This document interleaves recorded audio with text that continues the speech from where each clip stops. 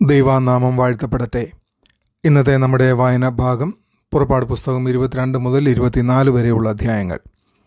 പുറപ്പാട് 22 അധ്യായം ദൈവം മോശയിലൂടെ ഇസ്രായേലിന് നൽകുന്ന നിയമങ്ങളെ തുടർന്ന് വിശദീകരിക്കുന്നു.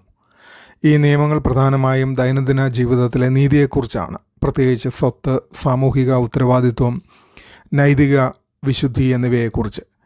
ഒരാൾ മോഷണം ചെയ്താൽ പല മടങ്ങ് തിരിച്ചു നൽകണം.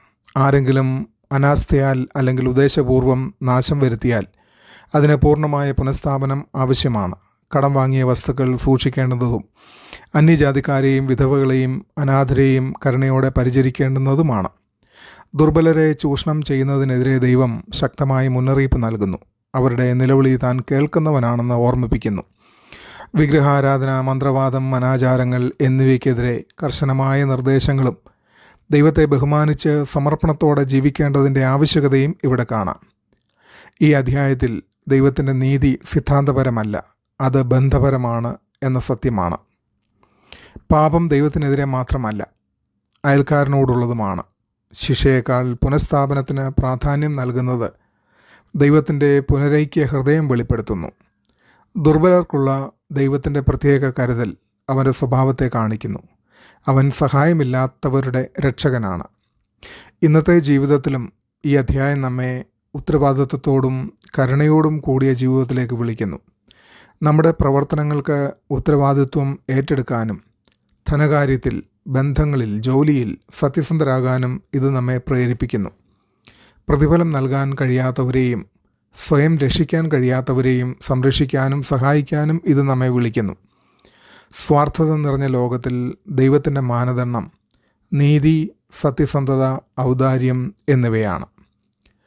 23 അധ്യായത്തിൽ നിയമങ്ങളെക്കുറിച്ച് തുടർന്ന് സംസാരിക്കുമ്പോൾ സമൂഹ ജീവിതത്തിലെ നീതിയിലേക്ക് ശ്രദ്ധ തിരിക്കുന്നു.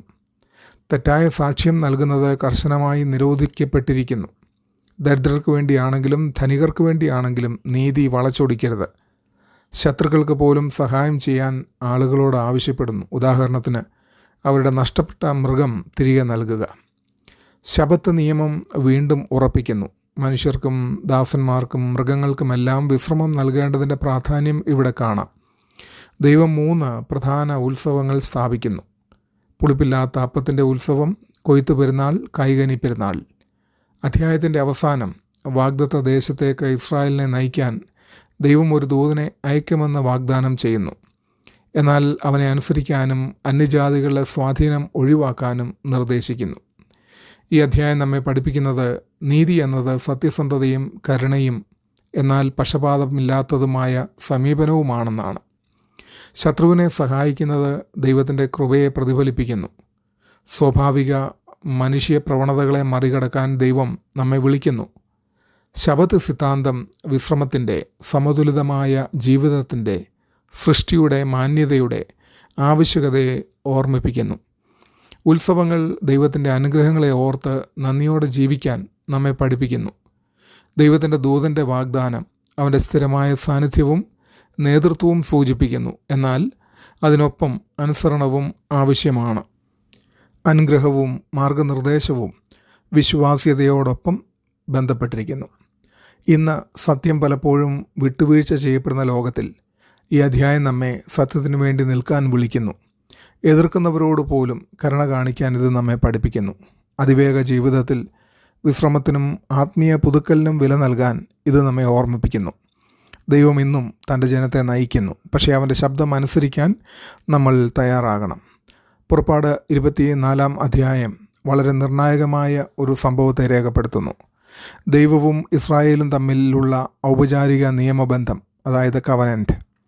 മോശയും അഹരോനും മൂപ്പന്മാരും ദൈവത്തെ ദൂരത്തുനിന്ന് ആരാധിക്കാൻ ക്ഷണിക്കപ്പെടുന്നു. എന്നാൽ മോശയ്ക്ക് മാത്രമാണ് ദൈവത്തോട് അടുത്തു പോകുവാൻ അനുവാദം. മോശ ദൈവത്തിൻ്റെ നിയമങ്ങൾ എഴുതുകയും അവ ജനങ്ങൾക്ക് വായിച്ചു കൊടുക്കുകയും ചെയ്യുന്നു. അതിന് ജനങ്ങൾ ഒരുമിച്ച് മറുപടി പറയുന്നു: യഹോവ അരുളി ചെയ്തതൊക്കെയും ഞങ്ങൾ ചെയ്യാം. തുടർന്ന് രക്തം കൊണ്ട് ഈ നിയമബന്ധം ഉറപ്പിക്കുന്നു. എങ്ങനെയെന്നാൽ, പകുതി രക്തം യാഗപീഠത്തിന്മേലും ബാക്കി പകുതി ജനത്തിന്മേലും തളിച്ച്. ഇതൊരു ബന്ധത്തിൻ്റെ ഗൗരവവും പ്രതിബദ്ധതയും സൂചിപ്പിക്കുന്നു. മോശ തുടർന്ന് സീനായി മലയിൽ കയറുകയും 40 രാവും പകലും ദൈവസാന്നിധ്യത്തിൽ കഴിയുകയും ചെയ്യുന്നു. ഈ അധ്യായം ദൈവത്തോടുള്ള ബന്ധത്തിൻ്റെ ഗൗരവം നമ്മെ ഓർമ്മിപ്പിക്കുന്നു. രക്തത്താലുള്ള സാക്ഷ്യം സമർപ്പണവും വിശുദ്ധീകരണവും പ്രതിബദ്ധതയും സൂചിപ്പിക്കുന്നു. ഇത് ക്രിസ്തുവിലൂടെ വരാനിരിക്കുന്ന പുതിയ നിയമബന്ധത്തെ മുൻകൂട്ടി കാണിക്കുന്നു.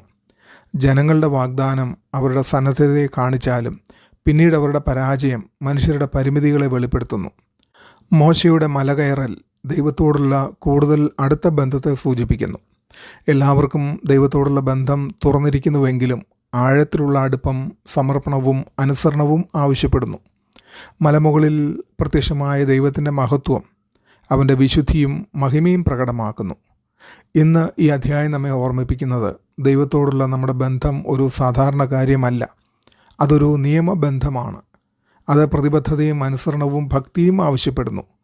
താൽക്കാലികമായ വിശ്വാസവും സൗകര്യപ്രദമായ ഭക്തിയും നിറഞ്ഞ ഇന്നത്തെ സംസ്കാരത്തിൽ ഇത് നമ്മെ വെല്ലുവിളിക്കുന്നു. മോശയുടെ അനുഭവം നമ്മെ കൂടുതൽ ആഴത്തിലുള്ള ദൈവാനുഭവത്തിനായി ശ്രമിക്കാൻ പ്രേരിപ്പിക്കുന്നു. ദൈവം ഇന്നും നമ്മെ അടുത്തേക്ക് വിളിക്കുന്നു, പക്ഷേ നാം ഉദ്ദേശപൂർവ്വം പ്രതികരിക്കണം. എൻ്റെ ദൈനംദിന ജീവിതത്തിൽ ദൈവത്തിൻ്റെ നീതിയും കരുണയും പ്രതിഫലിപ്പിക്കുന്ന വിശ്വാസത്തിലാണോ ഞാൻ ജീവിക്കുന്നത്? ദൈവത്തോടുള്ള എൻ്റെ ബന്ധം ഒരു നിയമബന്ധമായ പ്രതിബദ്ധതയാണോ, അല്ലെങ്കിൽ സൗകര്യത്തിനനുസരിച്ചുള്ള ഒന്നാണോ? ഈ ചിന്തകൾ നമ്മളെ ഭരിക്കട്ടെ. ദൈവം എല്ലാവരെയും അനുഗ്രഹിക്കട്ടെ.